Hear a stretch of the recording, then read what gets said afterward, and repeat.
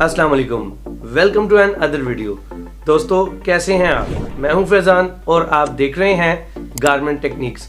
दोस्तों आज का ये मौजू जो आपके साथ मैं शेयर करने जा रहा हूं, बिलीव करें कि ये इतना बेसिक है लेकिन इतना फ़ायदेमंद है कि लोग इसको लाजमन जानना और पहचानना चाहेंगे कि इसकी डिटेल्स क्या है। और वो टॉपिक है कि फीडबैक फॉर्म किसको कहा जाता है। तो आज इस वीडियो में हम डिस्कस करेंगे खास तौर पर जो सैम्पलिंग के अंदर मेक किए जाने वाला जो फीडबैक फॉर्म होता है उसका मेन मकसद क्या होता है, उसमें क्या चीज़ें मेंशन की जाती हैं और कौन कौन उसको वेरीफाई करता है और इम्प्लीमेंट करवाता है उसमें दर्ज की गई चीज़ों को। तो दोस्तों अगर आपको ये वीडियो पसंद आए तो इस वीडियो को लाइक और शेयर कीजिएगा और मेरे इस चैनल को सब्सक्राइब करने के साथ साथ में लगी बेल आइकन को दबाना बिल्कुल भी मत भूलिएगा।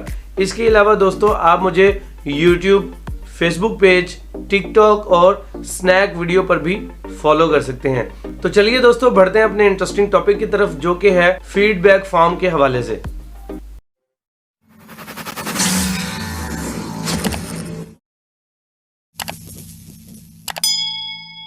जी तो दोस्तों कैसे हैं आप सब लोग? उम्मीद करता हूं कि आप सब लोग खैरियत से होंगे। दोस्तों फीडबैक फॉर्म क्या है?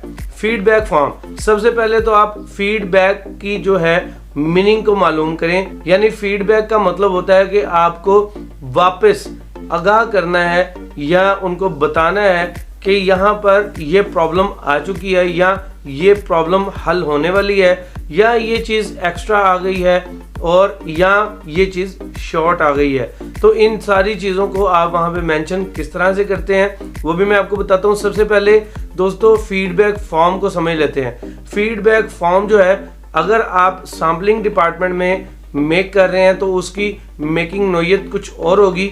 अगर आप किसी और शोबे में है यानी मेंटेनेंस में है या फिर आप स्वाइंग डिपार्टमेंट में है, वॉशिंग में है, कहीं पे भी है तो वहाँ के फीडबैक फॉर्म जो है वो थोड़े से फॉर्मेट्स के लिहाज से डिफरेंट हो सकते हैं, लेकिन उसका मकसद एक ही रहेगा कि आपको अपनी टीम जो कि सीनियर हजरात है जहाँ से वो प्रॉब्लम हल होनी है तो आप तमाम को आगाह करेंगे कि इस फीडबैक में आपने क्या दर्ज किया है और आप उन ऑपरेटर्स या फिर उन सीनियर्स के पास जाकर उनको फिजिकली वो प्रॉब्लम प्रेजेंट भी करेंगे और उसके अलावा आप उसको रिटर्न में भी ले लेंगे कि हमें फलां वक्त में फलां चीज़ की ये प्रॉब्लम आई थी। मैं आपसे कुछ एग्जांपल शेयर कर लेता हूँ। दोस्तों हम आ जाते हैं सैम्पलिंग डिपार्टमेंट में। तो सैम्पलिंग डिपार्टमेंट में जो एक फीडबैक फॉर्म होता है उसकी मैं आपको एग्जांपल दे देता हूँ। तो आप फीडबैक फॉर्म देख लीजिए, ये मैं आपके सामने ऐड कर रहा हूँ फीडबैक फॉर्म।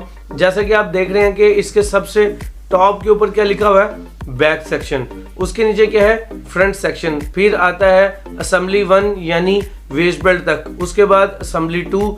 ये सारे सेक्शंस जो हैं मिलकर एक कंप्लीट फीडबैक फॉर्म की शक्ल इख्तियार कर जाएंगे।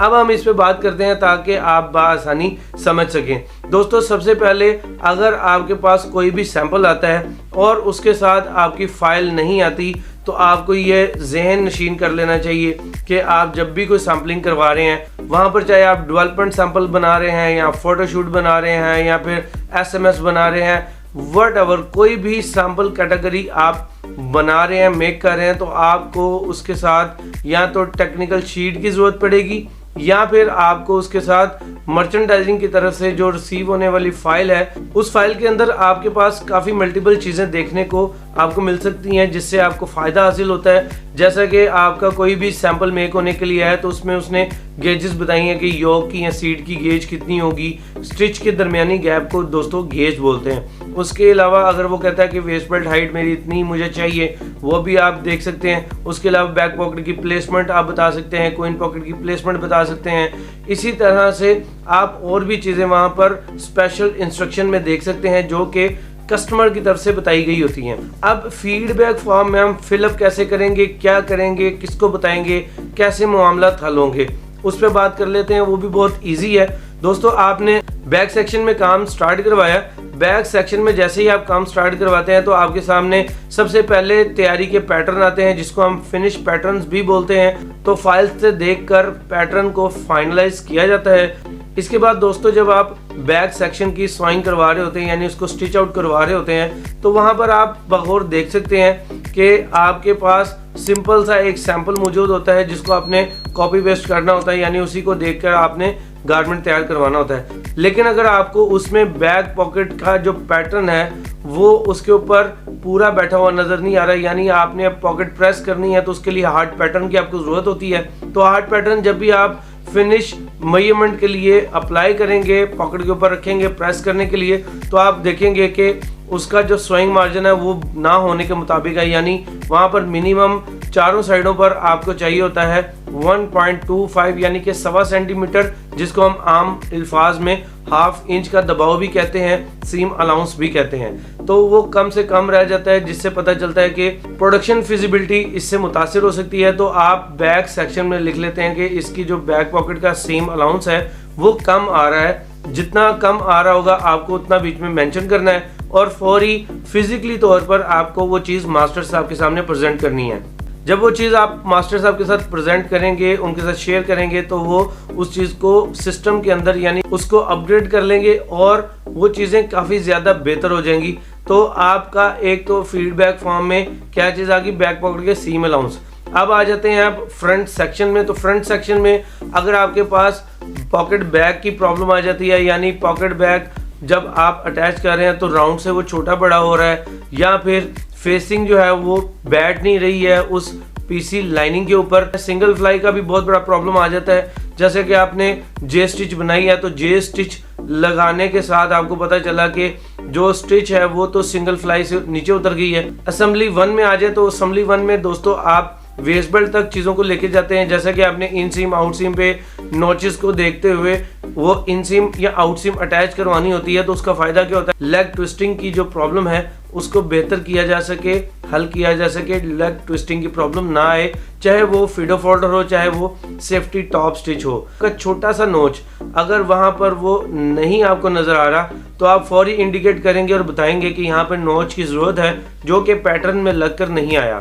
उसके बाद आप वेस्ट बेल्ट पे जाते हैं, वहाँ पे 5 पॉइंट ट्रेसिंग करवाते हैं या 3 पॉइंट ट्रेसिंग करवाते हैं वेस्ट बेल्ट लगाने के लिए। तो जब आप वेस्ट बेल्ट लगा रहे होते हैं तो आपको पता चलता है कि बॉडी बहुत ज़्यादा खींचनी पड़ रही है या बेल्ट बहुत ज़्यादा खींचना पड़ रहा है। तो आप इस चीज़ को एनालाइज कर सकते हैं कि बॉडी की जो मेजरमेंट है वो आपको थोड़ी सी नॉर्मली ज़्यादा चाहिए होती है।